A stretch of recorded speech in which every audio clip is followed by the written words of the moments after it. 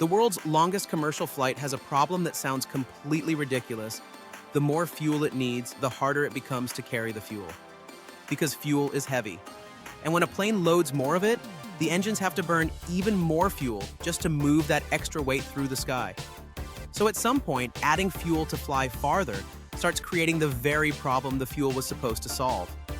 And yet, Singapore Airlines operates a non-stop flight between Singapore and New York that can keep passengers in the air for around 19 hours. No fuel stop, no quick break to stretch your legs, just breakfast, darkness, another meal, several questionable life decisions, and somehow New York.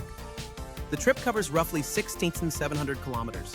That is so far that the plane does not simply need enough fuel to reach the destination. It needs fuel to carry the passengers, fuel to carry their bags, fuel to fight the wind, fuel kept in reserve, and fuel to carry all that other fuel. That last part is where the math gets wild. Imagine loading a heavy suitcase into your car, except the suitcase slowly disappears as you drive. Early in the trip, you are paying to move the entire suitcase. Near the end, most of it is gone. The aircraft becomes lighter, and each remaining mile becomes easier. But to burn that fuel 17 hours from now, the plane first has to lift it off the runway, climb with it, and drag it thousands of miles across the planet. Airlines call the broader relationship payload and range. In normal language, it means you cannot maximize everything at once. More passengers mean more weight. More cargo means more weight. More distance means more fuel, which also means more weight. Eventually, the airline has to choose what matters most. For the longest flight in the world, the answer is range, and almost everything else gets negotiated around it. That is why Singapore Airlines does not use an ordinary plane with an absurd number of gas cans stuffed underneath it. It uses the Airbus A350-900ULR. ULR literally means ultra-long range, which may be the most honest product name in aviation. Airbus modified the aircraft's fuel system so it could carry up to 24,000 additional liters compared with the standard version, without installing separate extra tanks. Its total fuel capacity can reach about 165,000 liters, and its maximum takeoff weight is around 280 tons. At takeoff, this aircraft is less like a graceful bird and more like a very expensive flying equation with wings. But Airbus did not reach that range by simply making everything bigger.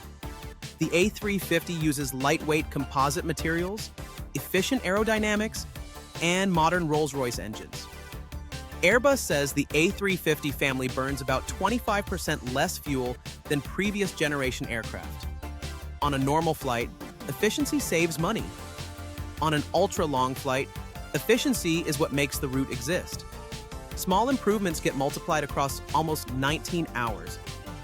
A little less drag or a little less weight at departure keeps saving fuel mile after mile. And then Singapore Airlines made one of the biggest sacrifices of all: seats.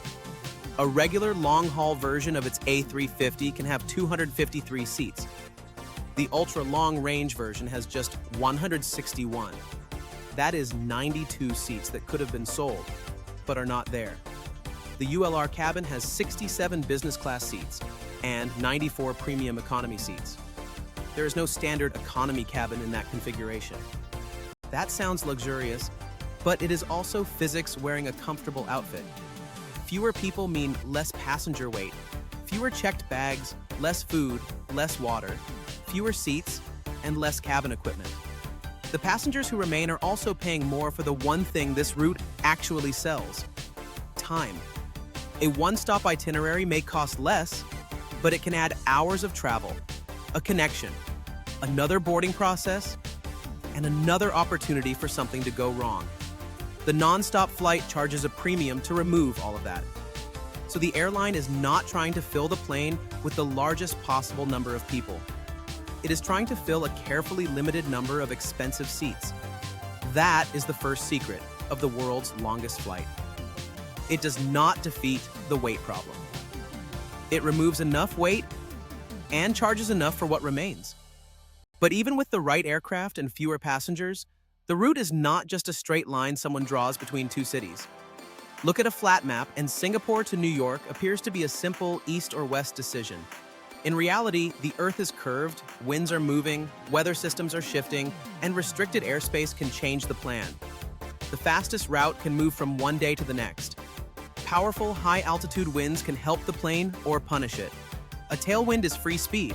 A headwind turns the same geographic trip into a longer, more expensive day at work. That means dispatchers calculate the route, expected winds, weather, altitude, aircraft weight, and fuel requirement before each departure. The plane may head across the Pacific on one flight and take a more polar path on another. The goal is not the prettiest line, it is the safest, most efficient line available that day. And no, the airline cannot simply load exactly enough fuel to roll onto the runway in New York with the gauge blinking empty. Long international flights must account for more than the planned trip. Crews need fuel for things like taxiing, unexpected conditions, possible delays, diversions, and required reserves. Because after 18 hours, the airport is closed, is not a situation where the pilot can pull over and ask for directions. That reserve fuel has to be carried too. Most of it will ideally never be used, but the aircraft still pays the weight penalty for bringing it. This creates a strange result. An extra unit of fuel placed on board does not become one full unit of useful fuel at the far end. Some of its energy is consumed, carrying itself. The farther the flight goes, the more painful that relationship becomes. This is one reason many extremely long city pairs still use a stop, even if an aircraft could theoretically connect them.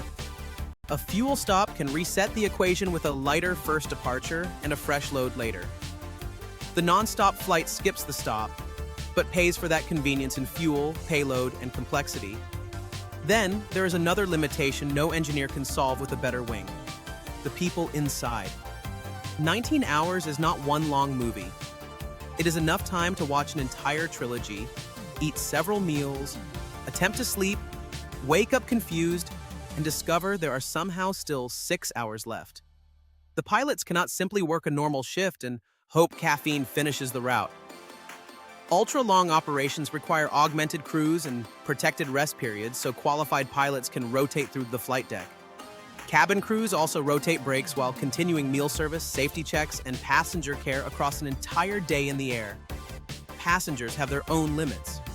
Prolonged sitting can increase discomfort and health risks.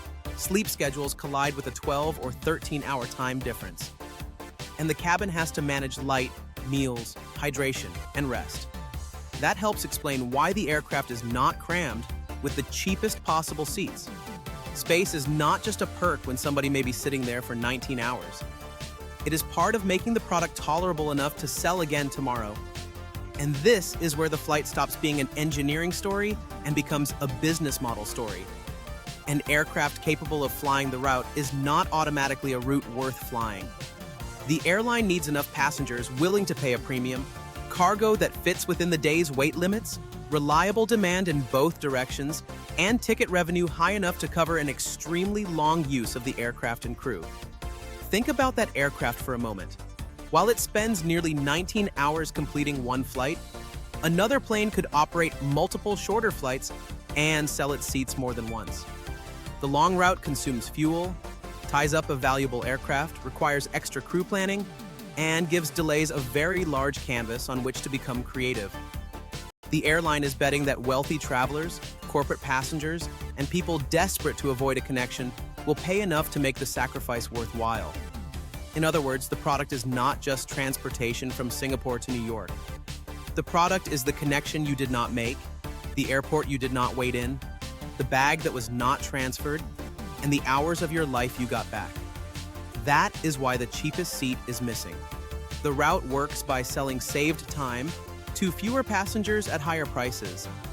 And that finally explains how the world's longest flight can exist without breaking the laws of physics. It does not carry a normal number of passengers. It does not use a normal aircraft configuration. It does not treat every day's route as identical. And it does not sell itself like a normal flight. Airbus squeezed more range from lighter materials, better aerodynamics, efficient engines, a modified fuel system, and a higher weight capability. Singapore Airlines gave up seats, focused on premium cabins, and built the schedule around travelers willing to pay for non-stop time. The plane still burns fuel to carry fuel. It still fights weight every second it is airborne. It still needs reserves it hopes never to touch. Nothing about the underlying problem disappeared. The airline just removed enough passengers, cargo, drag, wasted time, and low-priced seats to keep the equation on the right side of possible. And perhaps the strangest part is what comes next. Airbus is already testing an A350-1000ULR for even longer missions, including planned non-stop service between Eastern Australia and New York or London. The next record will not come from discovering unlimited range. It will come from making another series of expensive compromises look effortless to the person sitting by the window. That is the fine print behind the world's longest flight. It is not one miraculous machine conquering distance. It is thousands of tiny sacrifices, all made so you never have to see the airport in between. For more stories about the hidden systems and business decisions shaping everyday life, subscribe to Past the Fine Print.